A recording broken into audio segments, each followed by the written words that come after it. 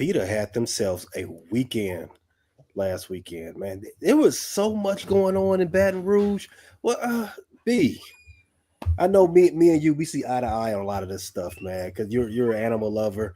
I don't hate animals, but what LSU did with that tiger, bringing that tiger out there on the field, that was just appalling. And I got to ask you, me to you, who do you think abused tigers more? Was it LSU bringing that tiger Jalen around? Milroe. You didn't let me set the joke up. But Bam! Jalen Milroe. Yes. More abusive to Tigers, Jalen Milroe, than the athletic department at LSU. Lock him up. Yep. He's a danger to wildlife. I do have an opinion about the whole. You decided that it was inhumane to take your tiger that you have on campus out to a game because it's inhumane, but it was okay to bring a tiger from another state across state lines, which, by the way, federal offense, and put it out on the field. I don't know, man. I don't know. A lot of question marks there. As far as Jalen Milroe, he's the most Jekyll and Hyde quarterback I've ever seen. Well, I haven't seen in a long time in college football. When he's hot, he looks like Michael Vick. But when he's not, oh my God, he looks horrible. Yeah, he looks broken sometimes. Yeah, he's horrible. And that might just be being young, you know what I mean? Not being used to struggling because superior athlete, obviously. Fun thing about him, he snuck up to plus 1,800 right now in the Heisman, I guess you would call it the DraftKings Heisman board. He's at plus 1,800. Hunter is now leading at minus 110, which leads me to an apology owed to Mod. I'm going to eat crow on that one. He's going to go in front of Will Johnson this year. And whether it's partly because Will Johnson hasn't been playing all year, whatever it might be, Travis Hunter's definitely earned that spot.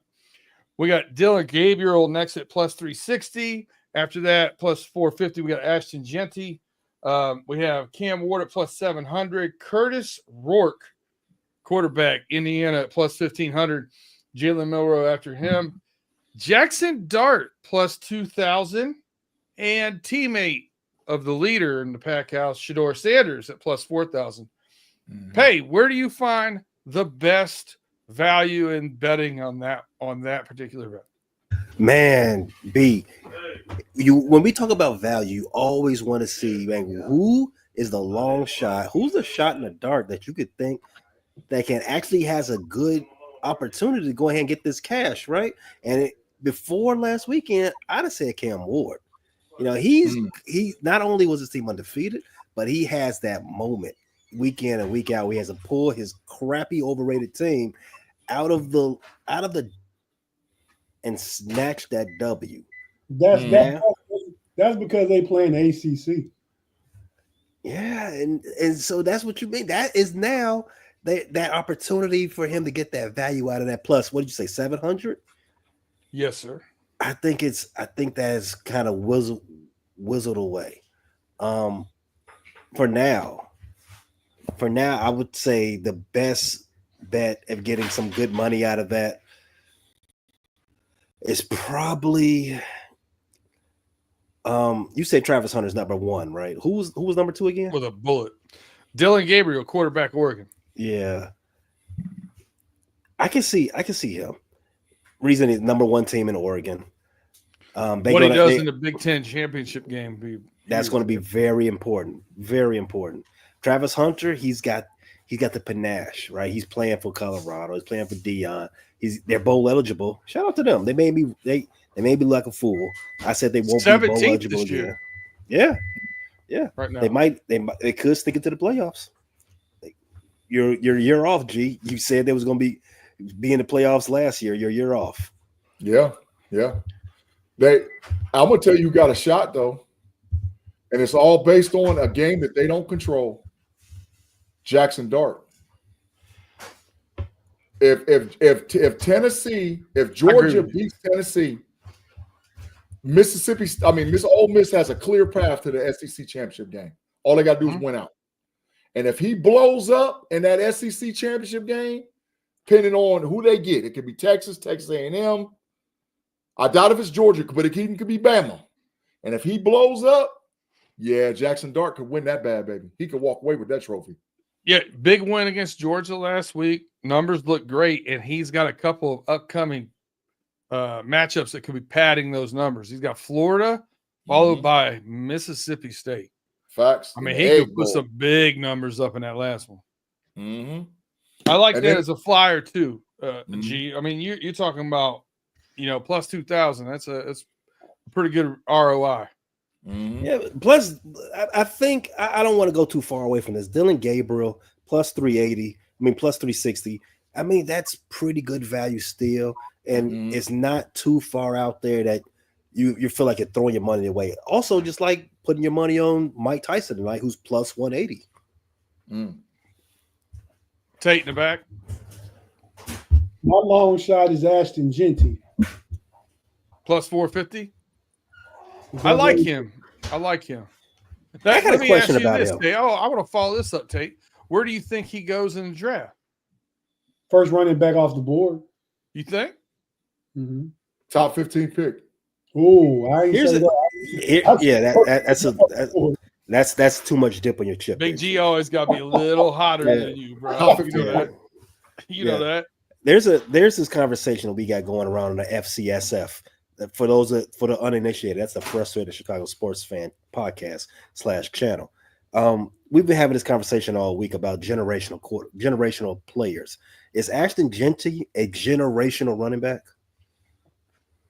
I don't think so. For this time period, that's what generation would be. Yes. Yeah. For this time, he's probably a top over the last 5 to 8 years. He's a top 3 or 4 running back. Last 5 to 8 years. He's top 3 or 4. So the answer is no. Then So what do you count as a generation? Is it 10 years, 15 years? What is 15 years of generation? Yes, 15 years is a generation. This is a player that you will see only once every 15 years. I don't know if you'll see another running back get 2,000 yards.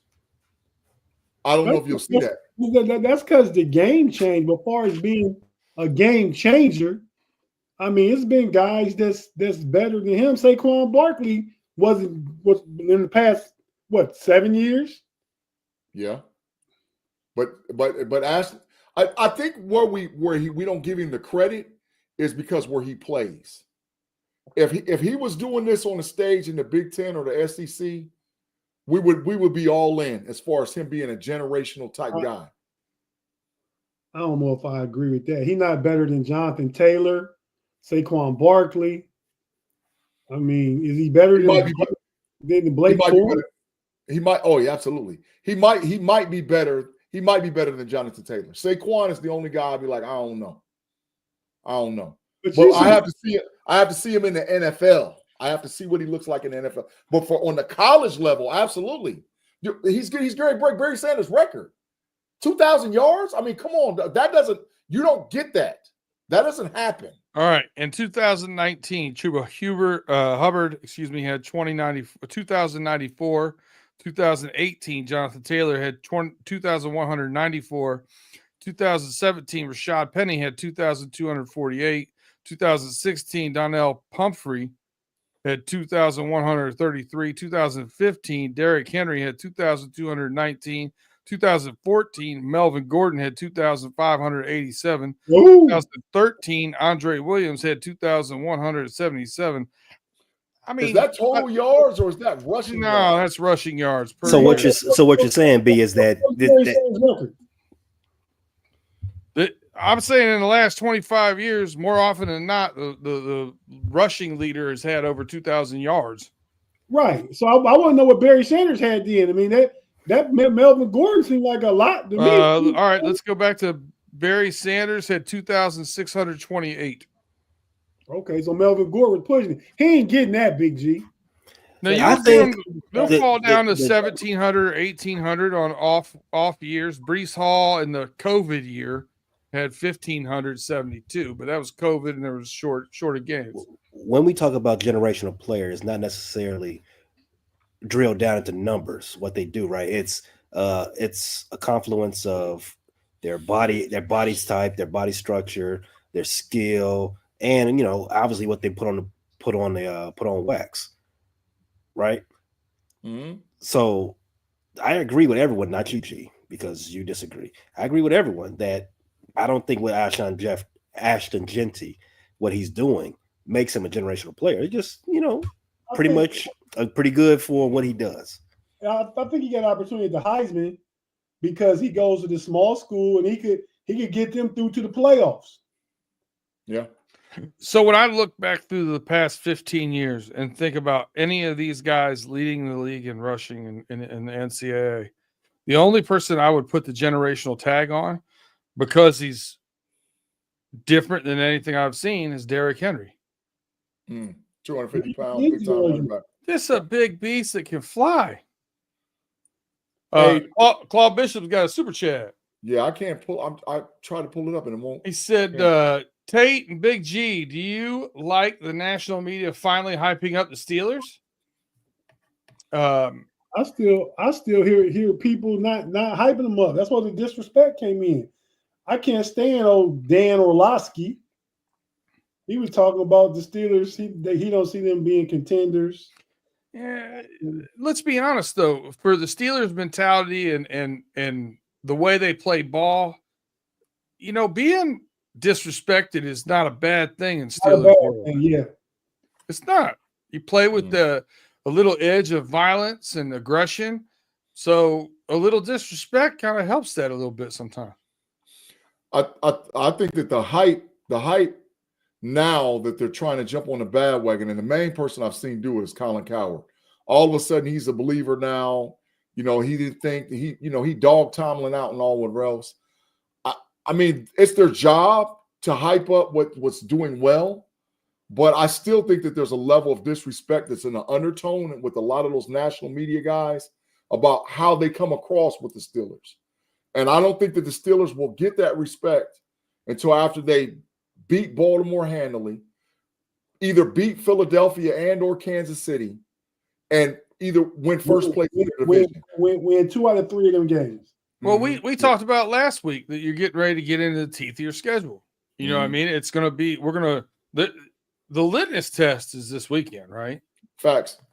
Even though this is a team that you've definitely schemed well against in years past, and I think that the pieces you've added to defense even is going to help that scheme a little bit more in my mind, especially Patrick Queen. I think is a great add to you guys and more depth at defensive back. Some of those pieces on defense, I wasn't 100% sure how they were going to fit. I had some questions about the offensive line. I still think the offensive line definitely is one place you can improve, but they're making it work. They're making it do. They're playing to the strengths in the run game, and they're avoiding the weaknesses, and they've been serviceable. I think the improvement there is just based off continuity and rapport and growing together because they're so young. Yeah, and injuries is destroyed them as well, man. Injuries, continuity. I mean, yeah. I ain't said his name. Fautanu. Fautanu, yeah. But you got to look at it. You're right, though, Tate. It happened early enough in the year that now they're gelling better. They are, and Broderick Jones is even playing better. And they got to work that out playing the first part of your season where you had more manageable, winnable games. So now they're gelling when you're going into the hard part. Like things are lining up for you guys pretty well. No one knew exactly what you were going to get when they put Russ back out there. We talked about it in the offseason. I talked about it with G was the same way. And Tate, you've had the Rusty pom-poms for the past 3 years. I thought it was a good fit because he doesn't turn the ball over a lot. He throws more deep balls. I thought he was a good fit on that play action pass the Steelers way, but no one knew what he was going to do going in, and Fields was playing, adequate and winning games, and it's been a good fit.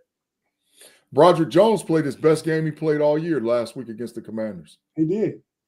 But by far. When I watched the tape, I was like, oh yeah, he looked like a first-round draft pick for the first time in a long time. Hardly ever say this. I think I agree with you, Big G.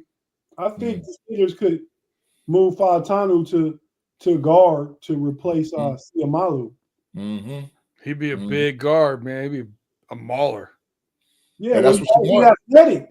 Yep. Yeah, he is very. He's like 6'3", 315. I mean, but he's athletic and he's fluid. And he's mean. Yeah. He's mean. And then we go after a tackle in the first round, and then you got all babies on the line. I think they signed Dan Moore back. I think he's played good enough.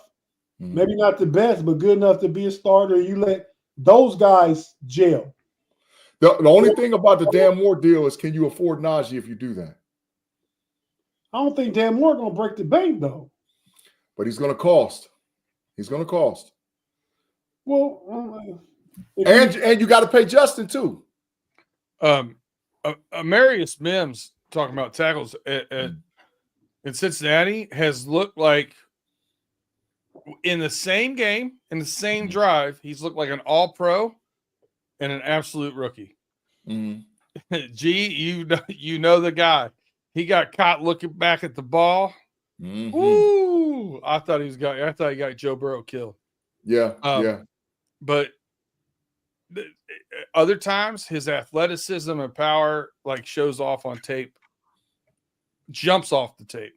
Yeah. So it's one of those things. I get what you guys are talking about as far as Broderick Jones is now coming into that, being more comfortable with the speed of the game and the strength of the players, and it's an adjustment, man. It just is.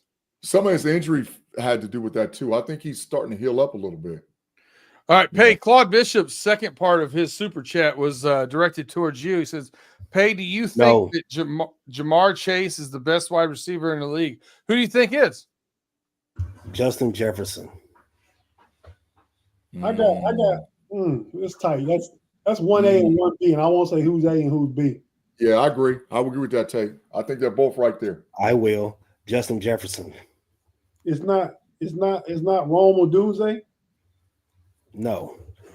Rome Odunze is not even. He's not in the conversation. Should not have been drafted on any fantasy teams. Shout out to Big G. Oh wow! Shots fired. I was going off of what you said. You was all not to draft him. No, you was all on Caleb Williams. He's going to be. Oh, what? That's the truth. I have the receipts, G. Oh, I got the receipts that you're going to owe me some corner time here in a minute by saying that Caleb Williams was going to win Rookie of the Year and the Bears were going to playoff. That's fine, but also that's what I got receipts for. I also told you don't draft that. Don't draft either one for your fantasy team. Claude Bishop says Chase is number one. I'm going to say this. I still give Jefferson a slight edge, and this is the reason why. I'm not going to dock him for not having the numbers Jamar Chase has this year when he's got Sam Darnold at quarterback. Yeah. Oh, yeah. I'm going to give him a pass on this year. I think what he's putting up with Sam Darnold is really good. Now, I will say this, and I said it at the beginning of the year, and if you watch Run It Through the Jungle at all or come over there and catch us, I said it during the offseason when they were going back in contract negotiations with Jamar Chase. I said, you might as well pay him 36 or 37 now because after the season's over, you're going to owe him over 40 a year. That's big facts. You did say that multiple times. And here we are. This man's going to get 40, 42. Going to reset the market. That's how you do good business, man. I mean, you gotta project what you see coming and pay what the market is now. Because if you wait and they blow up, and Tate, they could have bonus forwarded a bunch of that money this year because they rolled over $9 million from cap space last year. Plus, they had cap space this year, so they didn't sign anybody. They had $22 million, I want to say, or 21.5 or something like that they could have paid $20 million bonus in a restructure and a signing bonus for this year, stayed under the cap, and taken that money off of the next couple of years as far as when the money was coming in. Like it could have lined them up for really good things down. Paying somebody $40 million a year, that's like Steph Curry money. He playing the NBA. That's the market. You got to pay him that. He's a top 1 or 2 receiver in the league. Get that man his bread. Give him his bread, man. And B-Dirt's right. They should have paid him already. They should have paid him last season. Yeah, they should have paid. They could have been out for 36 already. And if Pittsburgh is smart, they'll pay attention to this and get ready to pay Pickens. If they're smart, they're gonna break that bread off, bro.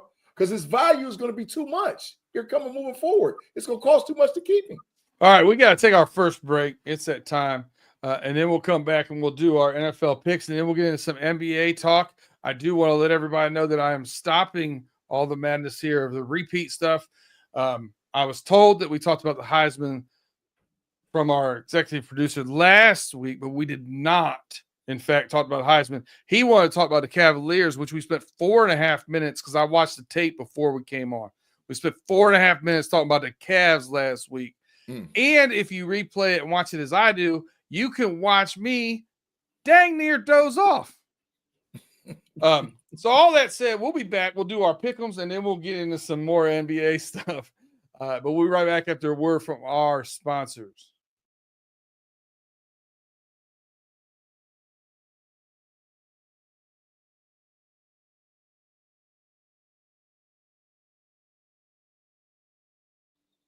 Who got put in the Matrix? You. Hey, I don't know if he meant to hit that. He probably wanted me in there subliminally and hit it on accident instead of hitting the brake. No, I don't have the break no more. So I just put. So you just went with a couple matrices. Yeah, because it was quiet. All right, I hear you.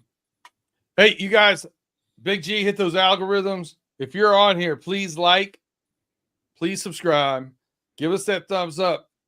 5-star rate. 5-star rating if you're listening to us on Spotify, Apple, wherever you get your podcast. And then share us. Tell a friend, tell a friend. Hey, B Dirt, since you recently watched the last week's pod, did you see the part where Big G said Jeremiah Smith is the best freshman ever? I did.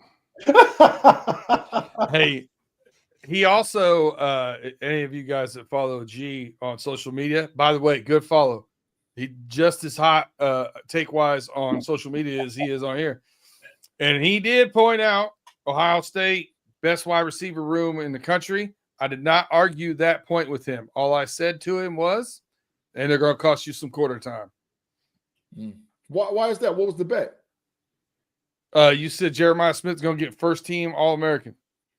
You did say that. He still has a chance. As the 33rd leading receiver in the country. I understand that, but he still got a chance. He still got a chance. Okay. Your story. I don't want to stand in the way of you writing it. Mm-hmm. All right. Let's get through some of these games here. We're going to start it off hot and heavy right here.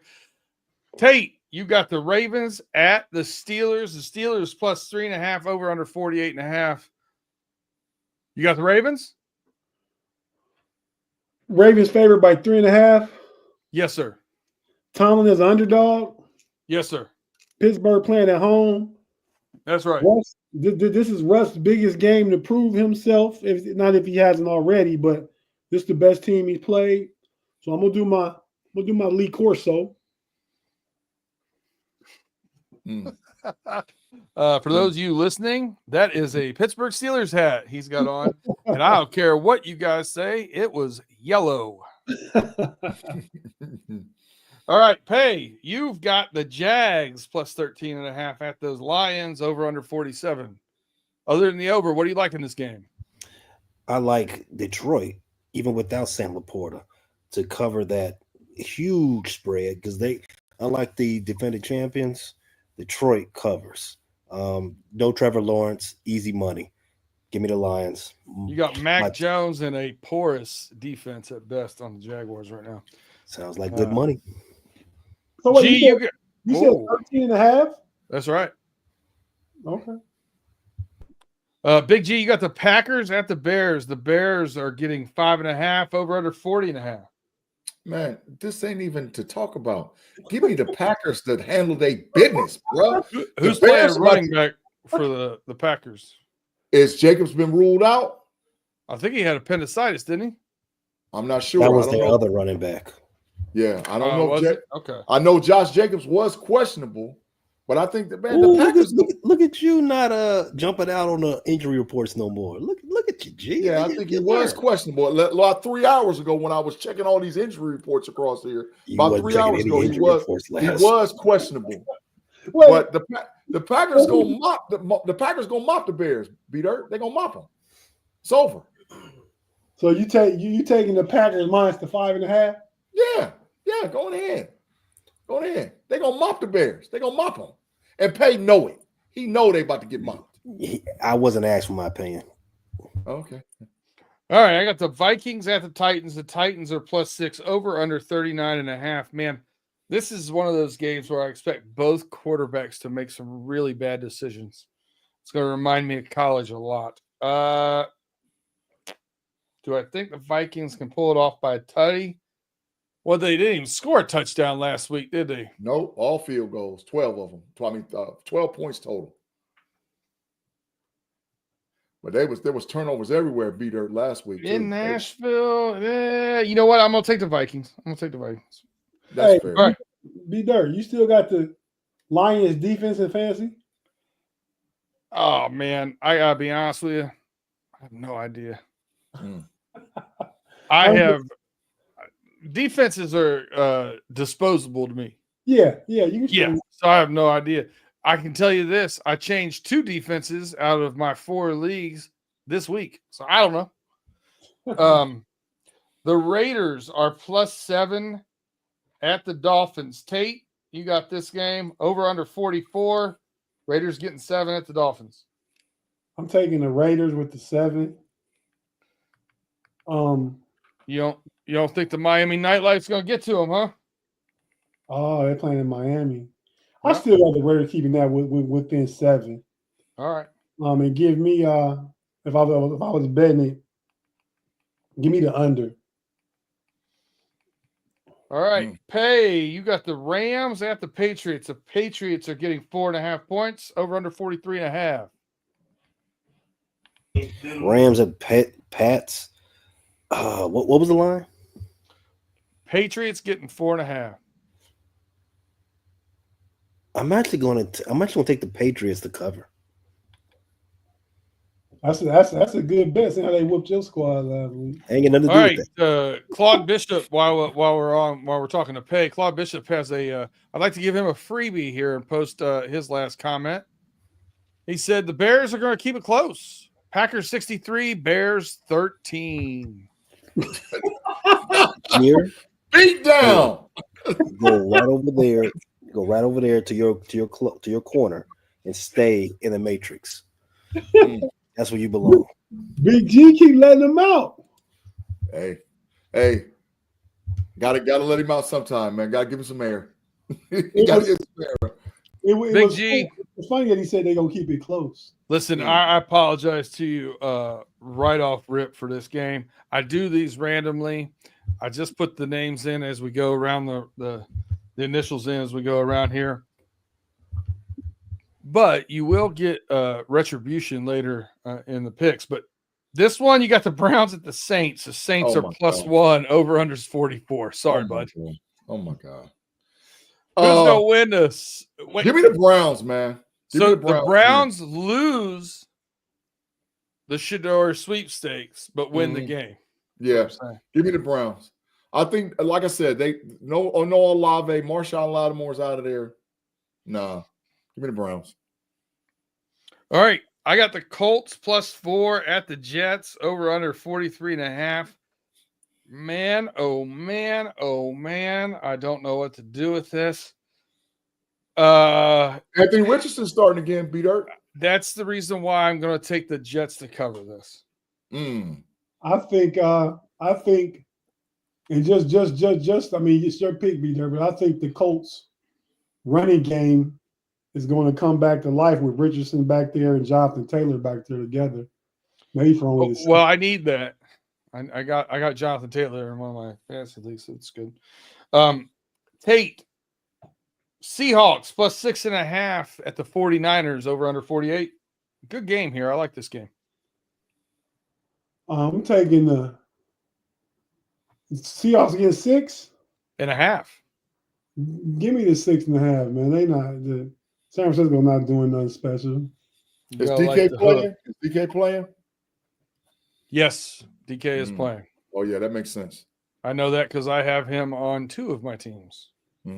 Pay trying to snipe him from me, as a matter of fact. Pay Falcons +2 at the Broncos over under 45. Over under 45. I kind of like the over on that one. As far as the line, you said the Falcons are +2. Yep, in Denver. I like Denver. I like Denver by 3 or 4 points. Man, it's gonna be crazy if Denver sneaks in the playoffs, man. That's gonna be nuts, man. That's not happening. Let's go to somebody that's out right now, the Bengals or. If they do, you have to put a little more respect on Sean Payton's name because I know you guys been trashing him. Yeah, sure have. Sure will have to. Not really. Took a rookie quarterback to the playoffs. Look what he did to Russ, man. He tried. And a rookie quarterback nobody really wanted. Yeah, but see, that whole thing with Russ was doomed in the start. It wasn't him that brought him in, and then Russ had his own office in the building. The leadership of the team screwed that whole thing up before Sean Payton got there. End of story. And Sean Payton didn't try and fix it. Tomlin cut all that stuff off immediately. We don't know if he tried to fix it or how he tried to fix it. We just know it didn't work at the end. Big G, here's your get back. Chiefs +2 at the Buffalo Bills over under 46. Oh. Does anybody know if Amari Cooper is out? He's playing. It doesn't matter. He's probable. He's playing. He practiced. He's probable, and the rookie from Florida State's out. Keon Coleman. And so is the tight end, Laporta. Kincaid. Kincaid is out. Kincaid is out. Give me the Chiefs to cover. Too many weapons out for Allen. Too many weapons. Kansas City will win. All right, I got the Bengals +1.5 at the Chargers over under 48 on Sunday night. And I am going to take the Chargers to cover. Oh. I'm tired of going out on a limb here. They got to start proving me wrong at some point in time. Monday Night Football. Tate, we're going to end with you. You have the Texans at the Cowboys +7. Man, that's easy, man. Give me the Texans. Dallas might win one more game this season. Tate, Texas offensive line is in shambles, man. Hey, They're man. in shambles. Stroud can't win, man. He's back there getting killed. CJ Stroud. So you take Dallas +7? Yeah, probably. Want to put corner time on it? I think you owe me 5 minutes. I would never put time ever on the Dallas Cowboys, ever in life, because you know how I feel about them Cowboys. Dak is trash. Get him out of here. Dak's on IR, so it don't matter. Yeah, he's still trash. The whole team trash. Man, how is he trash? He's not even playing no more. He garbage. He garbage. He garbage. There ain't nothing to talk about. He garbage. Get him out of here. Trash. All right. So I kind of rushed through that, stay ahead of schedule. We got something brewing right now on some televisions. I know Pay's got it in front of him. I got it in the other room. If you got Netflix, you got access to it. We're going to probably be done before that main event comes on. So you can spend your time with us if you're watching this live on YouTube, and then flip over to Netflix and watch a 58-year-old man fight a 28-year-old man. Tate. I mean, you're 58. You're the senior citizen here. Who you got in this fight? Man, if it's a real fight, I got Iron Mike. I think I like the way you said that, though. If it's a real fight, yeah. I think it's a lot of shenanigans too. I don't know why some of these boxers get old and just want to get paydays. And get money to lose. I'm telling you, I'll fight, but I'm gonna fight for real. You know, I think if it's a real fight, Mike Tyson takes it, and not like he allegedly did in Indianapolis back in the '90s. But No diddy, no doubt. But yeah, man, that was a great joke. That was a good joke. Yo, hey, you won the night. MVP. Yeah, man. So I'm rolling with Tyson, man. I don't like the Paul brothers. They're from Cleveland, and I don't fool with them. I want to see him lose, so I'm rooting for Mike Tyson. I got to tell Pay. I know we're gonna get to the NBA, but the Cavs just beat the Bulls by like 16, and no, Evan Mobley didn't play. Pay, I think it's only fool's money that's betting on this. Do you feel the same way, or are you putting some ducats out there? You have to be a fool to bet on rigged sports. That's like betting on these the races that Speed Racer was participating in.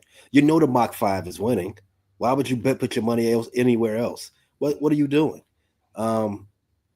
Listen, as soon as the whole time this fight has been announced, Mike Tyson has been the underdog. That makes no sense to anybody that's been following boxing or is a fan of boxing or has watched. I mean, he is pushing 60 though. And yeah, I agree. He's pushing 60. He's had one fight. He looks great. I'll give him that. He's had in the last 15 years, as opposed to Jake Paul, who's 30 years younger, bigger boxer, and he's been active. But he's not a boxer. He does box, and he is a boxer. Kinda he does is, train. He does train. I'm not gonna disrespect him to that. I used to. I'm not gonna do that anymore. But is he a legit professional boxer, or is he a carnival boxer? Something like that. Boxer. 2-minute rounds, 14-ounce gloves. I mean, all this cushion, and they don't make him cut his beard. He got this big old beard to add extra cushion. It's a pillow fight. Right. It's to that point, I can say this with almost 89% certainty that they will probably go at it maybe for a round or two. After that, hey, we're just gonna take this out to a draw. Let's just hug each other, get our money, and go back and go home and laugh to the bank. Now, I could see, like, I do agree with you. There's definitely some weird rules, some funny stuff going on here. I've heard different things about pay structures. Don't know if that's true or not. But I could see Iron Mike just snapping and saying that we ain't doing that, and hunt and pray and trying to take this boy out. Big G, what are your thoughts on it? Beater, that's amazing. Me and you didn't even talk about it, and I could see that happening. I think that there was a little antagonistic thing that happened when Jake Paul stepped on his foot. Mike Tyson has horrible feet. He tried to smack sparks from his mouth, but he knew that if he hit him like that, he would get fined and all whatever else. So he didn't. But he let, and then Jake Paul talking about it didn't hurt and all whatever else. It hurt a little bit because Mike Tyson's punch is 2,700 pounds per square inch punching power. He would hurt that boy real bad when he hit him. So I looked it up today. Mike Tyson's current net worth is $10 million. He's getting $20 million for the fight. I think Paul's getting $40 million. So does he, like you guys are saying, does that probably what happens and they go to a draw? Yes. But if Jake Paul tries to clown Mike Tyson, which I think that's what he's going to do. I think he's going to try to showboat on him. I think he's going to try to clown him. And I think he's going to do something to piss Iron Mike off. And if he pisses Iron Mike off and I see Iron Mike go like this, because that's how he used to fight. Yeah. And I see his hand go, and I see him creeping up on him. Oh, Jake Paul's in trouble. Jake Paul might get hurt real bad. Hey, his man, ribs might get broke. Something might happen to him real bad, man. And I think Mike Tyson's the draw. I mean, I don't know why. Well, it depends on the demographic, man. If you're 20 years old, you don't even know the allure of Mike Tyson. You don't. You know what I mean? You're the guy from Hangover. Yeah. Right. Yeah, facts. The guy with the tiger's hangover. Right. Facts. Mike Tyson. Mike Tyson was I forgot what I was gonna say. Go ahead. Rob Lightfoot said he's That's- taller, but Tyson 60-year-old outweighs him. kicking in. I don't think Tyson outweighs him anymore. I think at the weigh-in, I think Tyson was 220 something. Yeah, 226, 225. And Homeboy was pushing 240. He was like 238 or something. Yeah, he's 6'1", 240. Yeah, Tyson's like 5'10", 225, something He's like not. that. He's not 5'10". Yeah, he's like 5. He's we know not. that. He's 5'8.5". Tyson. Hey, what? I mean, I got it on Netflix. I can't get to the fight. I'm just getting to where it says coming soon. What did you guys do to get it on the fight? Abracadabra. I mean, it was right there on the main page. It said "Watch now." Yeah, that's what I clicked. Mine don't say that. Well, you got to use, jailbroken version of Netflix. We ain't gonna talk about that on. I go to Wait, my what? I can't hear. What happened?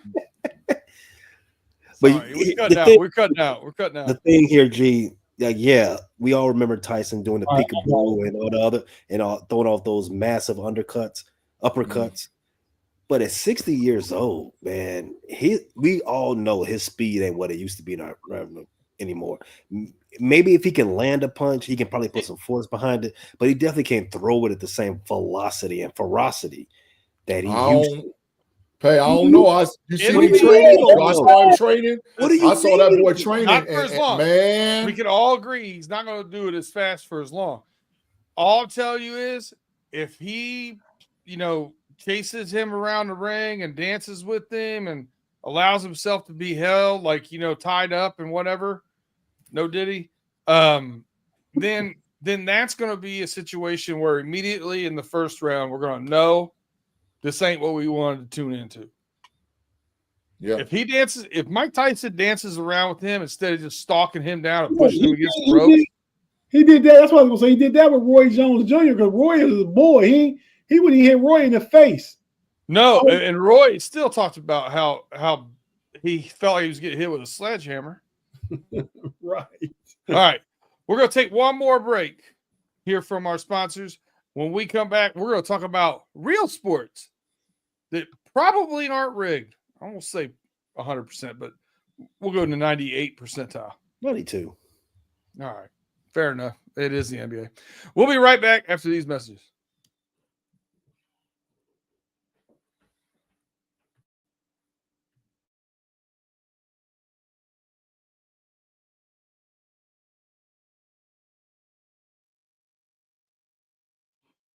And we're back on the Homies Overtime. Please hit that like, subscribe, the thumbs up, share us, tell a friend to tell a friend. If you haven't hit us with that 5-star review yet and you're listening to us, please do so. That helps us out more than we can even tell you with our algorithms. So before we get into the NBA, I want to we were talking about it during the break in between overtime and the regular Homies podcast. Big G, you were getting a little debate with Tate. We want to talk about just some first takes on college basketball thoughts. What are you seeing out there in the college basketball world that piques your interest? I don't think there's a dominant team as of this point. I think that, we've seen traditionally over the last several years that, you got 16 teams, 16 seeds beating 1 seed and all whatever else happening now. But this year, I don't know if there's a dominant team. I put my eyes on Kansas a couple of times. I put my eyes on Duke a couple of times. I put my eyes on Carolina. I put my eyes on Michigan State. And I watched Baylor play. I watched Ohio State play. There's not that team that like, man, they're going to win it. And that feels a little different. I don't even hear buzz around teams like that right now. Yeah, that feels a little different. Normally, it's the Villanova, the UConn, some teams, just super stacked and they're going to win it. And I don't know, man. I think it's up for grabs this year, which might benefit college basketball. It might benefit it because if there's not a super stacked team, then, hey, anybody can win it. Now everybody's emotionally attached. If you have a fan base and you cheer, you really do believe that your team has a shot to get in and do something in the tournament. Pay, you think some of that parity has to do with the one and done or more NIL stuff is evening the playing field out, or do you not see it the way G does? Do you see the Blue Bloods still being a Blue Bloods? Yeah, the Blue Bloods are always going to remain top of the totem pole, food chain rather, in college basketball, because that's where kids want to play. Kids are always going to go to put themselves in position to be on TV more. The kids that want to get paid, and the kids that are, have the NBA in their sights sooner rather than later, there's always going to be a pathway for them. There's always going to be the G League. There's always going to be the well, you don't even have the Insight League anymore, but those avenues are not going away, right? Especially with the way the NBA is trying to make it so that they want to have their developmental avenues a little bit more pristine, so you don't have so many busts anymore. But the kids that are just a notch lower than that, they're going to always find their way at the Carolinas, at the Kentuckys, at the Kansases, at the UCLAs, those particular schools. Even Gonzaga, you could put Gonzaga in the mix now. The old UConn now. Those schools are always going to have top of the line talent, even top of the line coaches, because that's just where it is. The NIL problem, I don't even want to call it a problem. The NIL conversation is more so of a football discussion, not so much a basketball discussion. All right, Tate, you see it the same way? What do you think about as far as who looks good early to you in the season? Who do you give the nod to? I believe Kansas, for real. I agree with Pay. The Blue Bloods are going to be the Blue Bloods, man. You got Kansas, look good. Duke looked good, though they lost Kentucky, but that's because Kentucky is good. And you got Duke. North Carolina played Kansas to a tough game. They look good. And the best Big Ten team right now is probably, who is it? Is it Purdue going to fall off this year, aren't they? I would say Michigan State. Michigan State looked good, but Kentucky kind of took care of them. But they did look good. Michigan State won ranked. Ohio State ranked number 21. Yeah. Yeah, man. I believe that by the end of the season, one of the Blue Bloods is going to win it. It's going to be Kansas, Kentucky, North Carolina, Duke. Maybe like teams like Villanova. How far have they fallen? It's early in the season, and they haven't really played anybody. Is that the coaching though? I mean, they lost a really good coach. Right. Yeah. I'm just saying. So like Pay said, those schools, those traditional blue blood basketball schools, they always gonna get the players, man. Kids want to go there, and then the other places are good because even though the second tier players don't get to go to the blue blood, they can go to a Gonzaga or somewhere like that, like you guys were mentioning, and play there, and then transfer to one of the schools after a year or two. Yeah.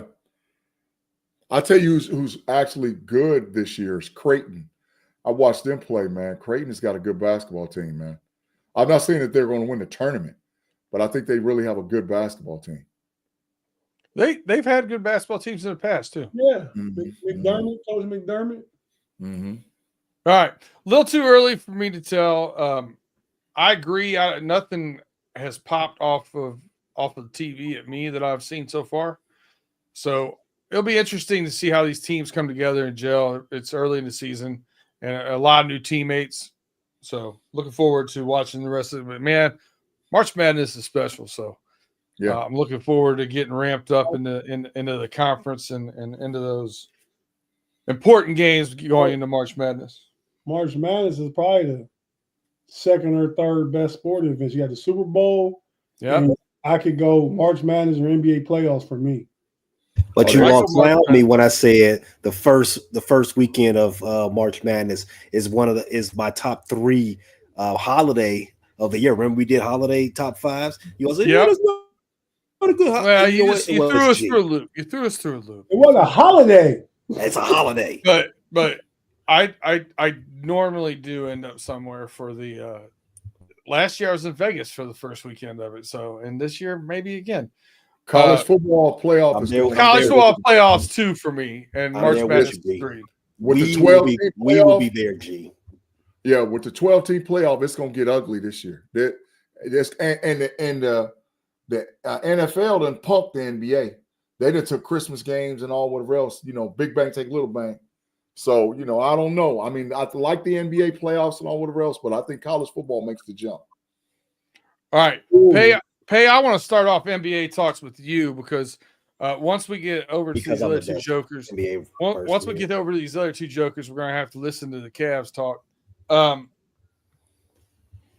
Listen, the Cavs are off to a good start. We know. We'll let you talk about it. I want to talk about people that teams that are off to bad starts and who you think you should hit the panic button on. We do have the records up right now. Tate, thank you for putting that up there. Some of the ones that are notable to me, right? Obviously, I'm going to start with the middle of the road. Timberwolves at 6-6, kind of a surprise to me. Mavs at 5-7, 1-6 in what they consider clutch games. Last year they were second in the league in clutch games. What's that? He ain't mute. Big fine. What happened? He wasn't muted. That's a big fine. Who's he? Hey, he getting a big fine. He wasn't muted. Okay. Anyway, the Mavs were 1-6 in clutch games, in close games. And last year they had the second best record in the league in those games. And they're 1-6, tied for worst right now in the NBA. The Bucks are 4-8. And the 76ers are 2-10 or 2-9 with the Raptors at 2-10. I think the 76ers are now 2-10 as well. And they lost. Yep. So out of those teams, Pay, anybody else that might also stick out to you, welcome to throw in there. But out of those teams that are underperforming where we thought they'd be at, who do you hit the panic button on? All right, so I'm gonna break it down. I'm gonna break all those teams down as you pointed out, and the reasons why they suck right now. 76ers.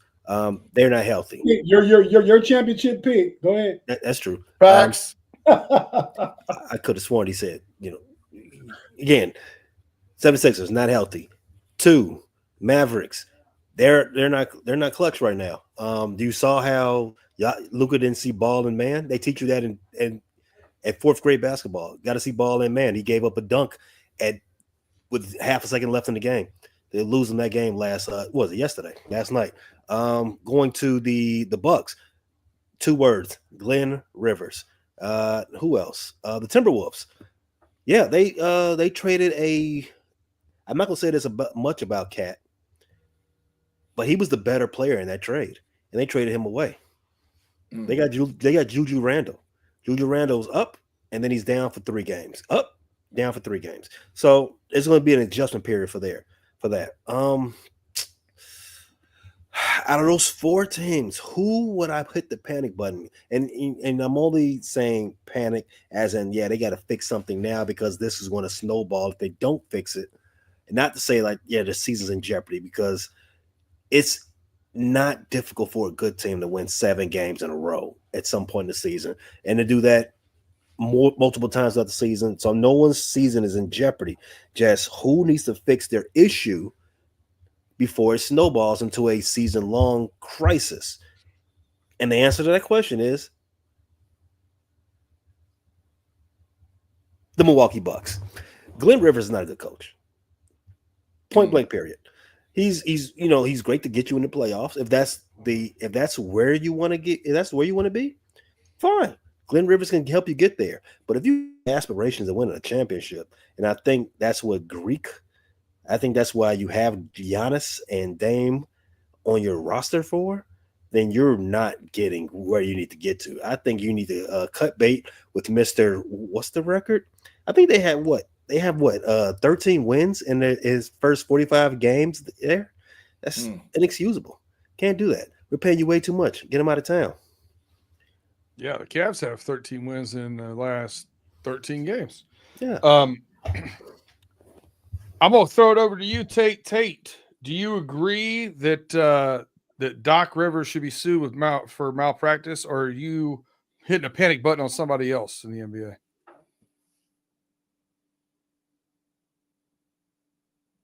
Tate, you're going to get the big fine. Tate, man, that was a great segue.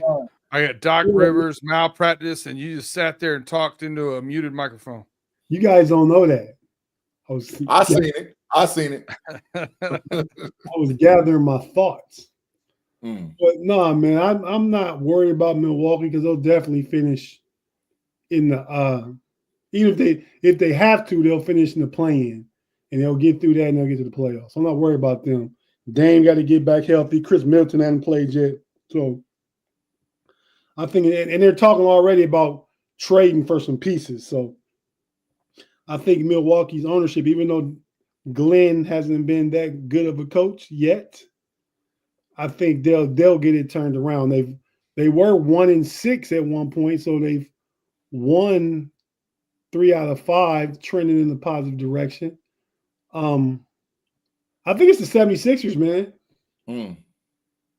Paul George is jacking up threes. He didn't start the season. He wasn't healthy, but Joel Embiid played last night, had 13 points, looked terrible, looked like old, low, slow, lazy Joel Embiid. So, and yeah, I mean, Tyrese Maxey is hurt, and they just going to keep sinking, man. If they 2-10 now, Toronto might pass them up. So I definitely got to worry about the 76ers just getting off to such a epically bad start when they were some people's championship prediction. The same. Who's some people? The same people that said the Raiders were going to be competitive.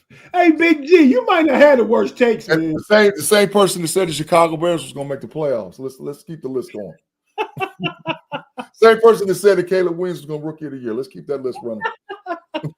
let's run it down. This who you always side with.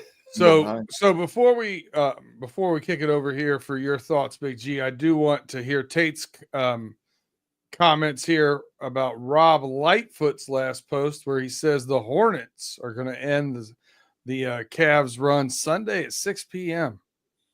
Yeah. Ooh. Yeah, Rob, that's not happening.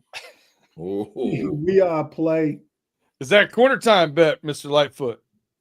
Oh, Tate, will you be willing to take the corner time with him? You'll take the corner time bet with him? What did he say? He said the Hornets going to beat the Cavs Sunday. No, I'm saying what he say to corner time bet. I mean, oh yeah, we didn't hear that. We were waiting to hear what you said. Oh, well, I said it's not going to happen. So of course I would take a corner time bet. Oh, all right, Big G. Do you agree with them? Is it the Bucks? Is it 76ers? Wait. Oh, what?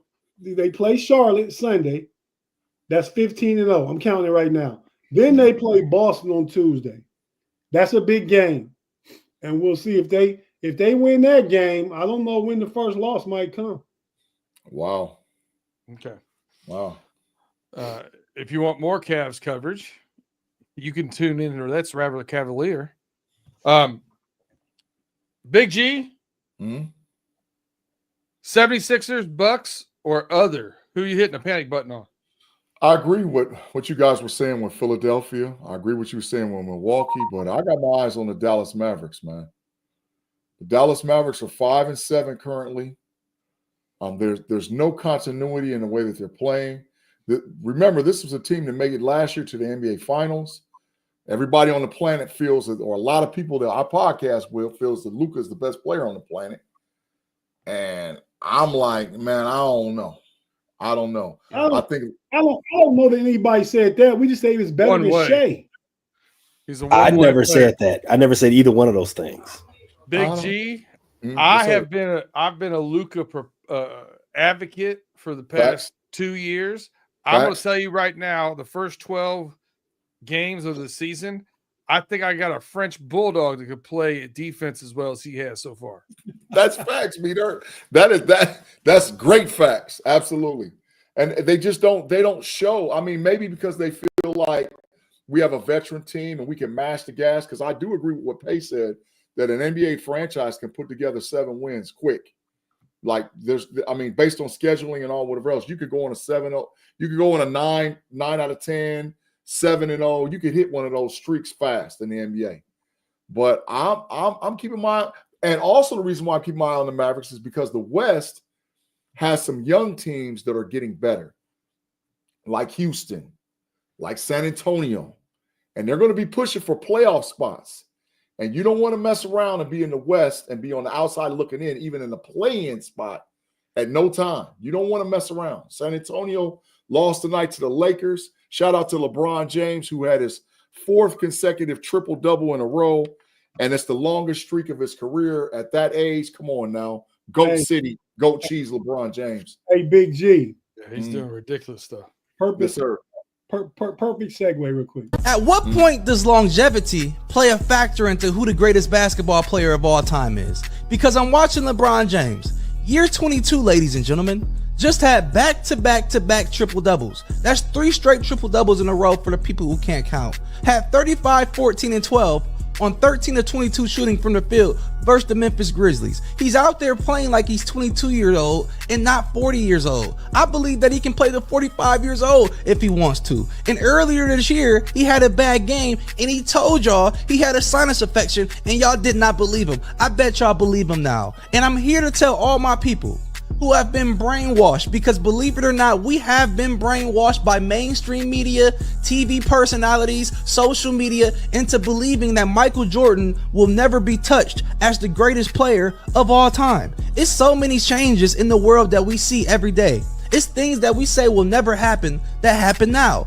But the one thing that people can't change their mind about is the fact that Michael Jordan will never be touched as the greatest player of all time. Well, I'm here to tell you, it's not too late to change your mind. And the one thing that people always talk about is the Jordan aura. Oh, he got the aura, the greatest aura of all time. Listen, it's easy to have an aura back then when you don't have social media. I believe we're so used to seeing LeBron James doing what he's doing that sometimes we seem to take him for granted, and we gonna miss him when he gone.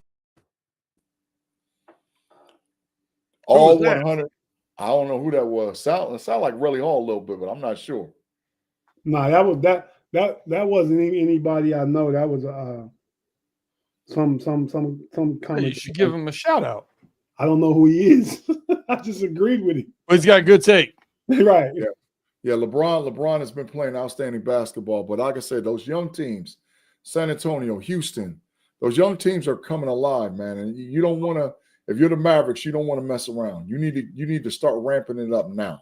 All right, my 2 cents. Listen, my 2 cents on who to hit the panic button on has nothing to do with what I'm seeing on the court. Has all of what I'm hearing in press conferences, media, yada yada yada. 76ers have a mess on their hands. And that's going to take more than playing basketball well to fix. 76ers my panic button. Hey, Pay, is Nick Nurse better than Glenn Rivers? Yes. Oh. Okay, guys, we went over that hour mark, so we've got 2 subjects left. I'm going to let you guys pick which one. You each get a vote. 2 out of 3 wins. Do you want to do the NFL power rankings, or do you want to do a CFP rankings hot take? Let's do the college football. College football pay? I'm with it. I'm with college football. All right, we got 2 votes for college football, so we'll hold on to NFL power rankings for some other time. Before we get into that, I do want to give a single salute. I don't do that double salute stuff. A single salute to the South Carolina Gamecocks women's basketball team and Miss Dawn Staley, 43 straight. Got their eyes set on the SEC record of 46 from Tennessee. Good luck to you, ladies. She got a new contract too. She's the highest paid black female coach anyway in history. Nice. She deserves it. All right, Tate, I'll let you start. CFP rankings, hot takes. You got somebody going to make a move up? You got somebody getting knocked out of that top 12? What do you think's going to happen? Man, a lot of shakeup happened last week. We put that top 12 board up there. I said we need to take a snapshot of that because what it looks like now is not going to be close to what it looks like at the end. It didn't even wait to the end. It was literally 24 hours later. It was a mess. Well, I'm gonna say something that caught my eye, and I'm gonna let Big G go because Big G will say something that will really start a discussion better than myself. But I'm going to say that four of the top 5 are all Big Ten teams. Has the pendulum swung from the SEC being the powerhouse of the country to the Big Ten? No. Because the Big Ten is top heavy. They're very good teams, very strong teams, can make definitely playoff runs. But the SEC top to bottom is still a better conference. 4 out of the top 5. Mm-hmm. I mean, that right there, I don't care about the little dude feeding at the bottom. I don't care about that. Mm-hmm. I mean, I'm diehard Big Ten. Diehard Buckeyes, diehard Big Ten. But no, I'm a realist when it comes to college football, man. I think the problem is those are the only 4 in the top 25. Mm-hmm. Are they? Mm-hmm. Yeah, that's it. Close. Katie barred the door. And nobody else is going to make it at all. It's not even going to get close. So, no, the SEC is SEC top to bottom. It's still because the SEC has a 5-3 team, the South Carolina Gamecocks, that would probably give Indiana and Penn State a run for their money. I agree. And they're 5-3, and they're 20. They're 21. They're Mm-hmm. 6-3. Yeah. Yeah. So no, that's what I say, Tate.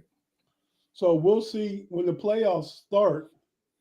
I mean, because I got Oregon, Ohio State, and Penn State going pretty far. I don't know if I believe in Indiana completely yet, but they'll have one loss going into this thing. Mm-hmm. Big G, it's on you, man. What's your hot take here? You got somebody getting knocked out of that top 12 or somebody jumping in that top 12? What's your hot take with it? So I know this is going to piss a lot of people off, but I don't care. You know, I'm shooting my normal. The Texas Longhorns might not make the playoff. And they're currently sitting number 3. They have the hardest remaining college football schedule out there. They basically are going to play another season. They play at Arkansas, Kentucky, at A&M. The Texas Longhorns might not make the playoff. They might not. It could really happen. And they better play this weekend. Because if they lose to Arkansas, that A&M game could be that they make the playoff or not. A 3-loss team is not going to make the playoff. I don't care what you say, how you say it. A 3-loss team is not going to make it. There's going to be 4 Big Ten teams, 4 SEC teams, probably Boise State, which is 9, Notre Dame, which is 10, the ACC champion, and the Big 12 champion. There will be no 3-loss team in. So Texas, who has the hardest remaining schedule left out of all college football teams, better circle the wagons and play. They play Arkansas Saturday, Kentucky after that, Texas at Texas A&M after that. They have the hardest remaining schedule left. Arkansas, which is a 12-point home underdog tomorrow. Mm-hmm. That Arkansas. Mm-hmm. Arkansas that is 5-4. That Arkansas. Mm-hmm. And then they play Kentucky after Texas has to be worried about that Arkansas. Absolutely. Okay. Absolutely. That is a bigger rivalry game than most people know. Trust from a player that went to school down there. Nobody. That's a bigger rivalry game. And a lot of those Arkansas kids are from Texas. They played against those Texas kids in high school. That game is going to be closer than what a lot of people think. All right. Big G's got Texas out as his hot take. Maybe. I didn't say. I'm sure. Maybe. I'm sure it has nothing to do with poking fun at Big Mod over there. Pay. What is this? Bad posture pay. I like brown bag pay better. Pay. Who do you got? What's your hot take here for CFP? Somebody dropping in, somebody dropping out? What we got? There's no way I can make a hotter take than Texas has to worry about 5-4 Arkansas and 3-6 Kentucky. There's no there. I cannot get hotter. I cannot. There's not a furnace, a sports furnace hot enough to get any hotter than that. Any SEC team can beat any other SEC team. Any given Saturday. Yes, I'm aware the SEC is a tough football conference. Yes, I'm aware. Minus Auburn. And I'm also aware that the SEC is top heavy. There's a lot of good teams. There's a lot of garbage teams too, and Texas has garbage teams left on the schedule. Mm-hmm. I hear you. My hot take is that Alabama is going to make it into the top 6 of the rankings. Yo, that is a hot one. I like that one. So you got them, sneaking into that championship game and winning that? Perhaps getting into the. I don't know if I'll go too far as winning the championship game. I got them in a championship game conversation. They're not sponsoring us. I will take them out of the camera.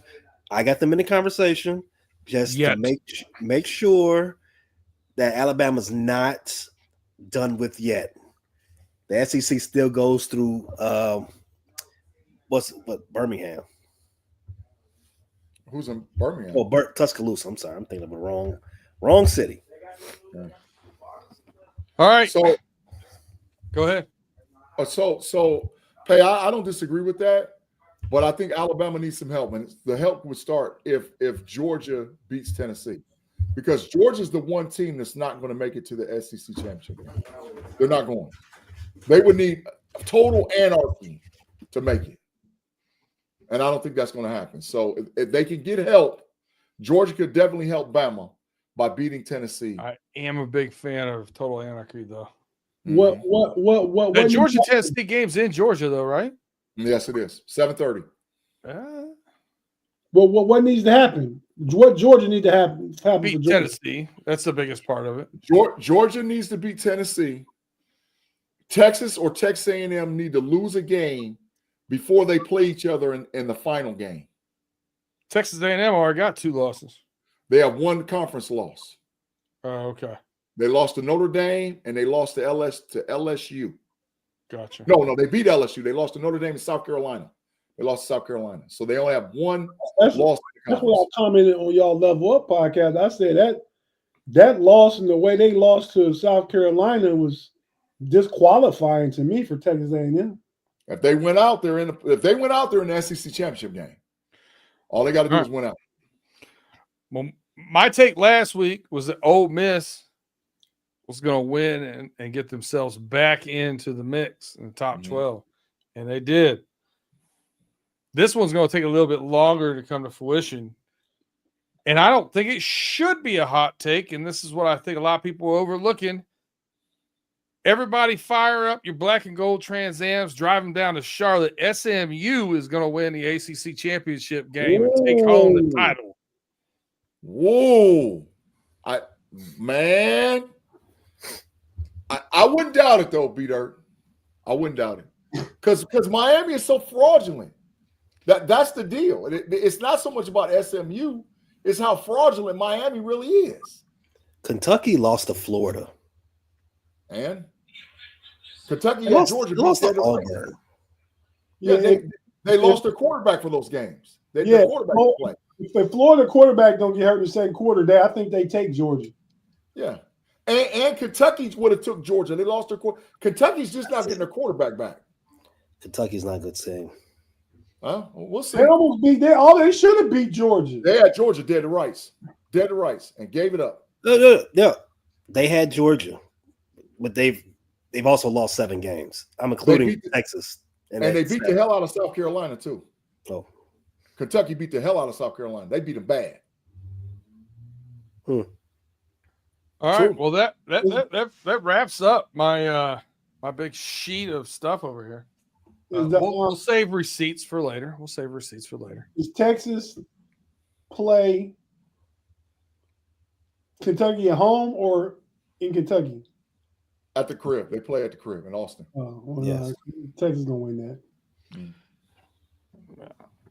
I think they could play at a state penitentiary and still win. I mean, most of the players are front going there anyway. All right, that's shots fired. Yeah, clip that for mine. Clip that for mine. That's a fine, man. This joker just coughed all in the microphone. All right, let's get this back on the train back on the tracks. We need you guys to go hit those algorithms for us. You haven't yet. Thumbs up, like, subscribe, share us. Tell a friend to share it with a friend. If you have not hit that 5-star review, please do. For those of you who don't know or are new to the scene, we are all part of the Know It Alls family. Big G has it up in his Know It Alls 1K subs by January 1st, 2025. G, take it away. Tell them where to go and get on that subscription. Man, we appreciate all you guys rocking with us on a Friday night on Steel Curtains Network, Fans First Sports Network. We have a variety of podcasts that all of us are on, different shows across the spectrum.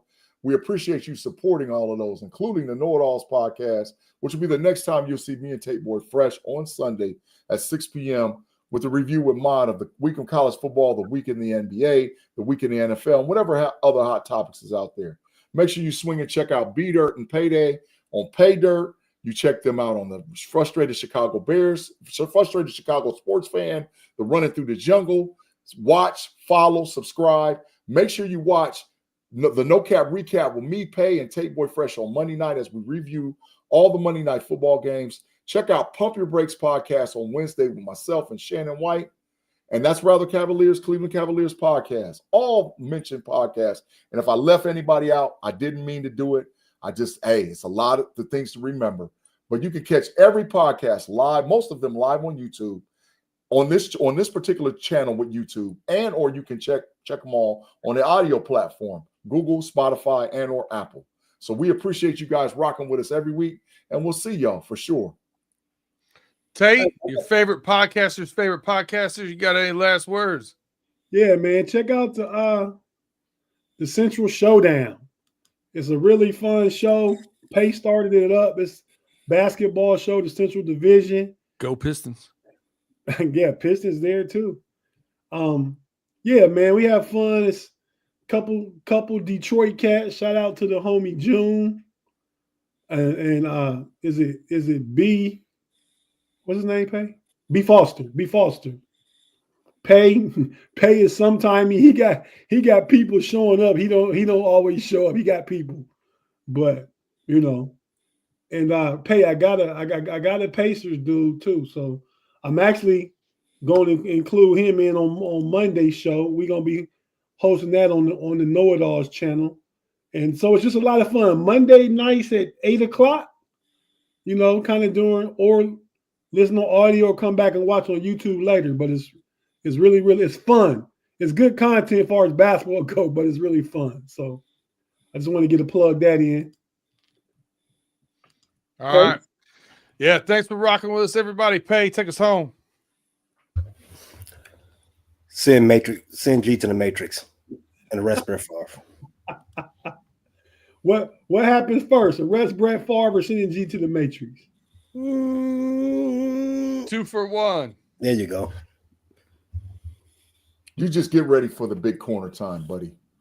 That's all I'm saying. Push-ups on deck. That's all I'm saying. Get ready for it. Next week. No Diddy. You got to chill. BG, you got to stop wanting to see Pay do these push-ups, man. No. He said no.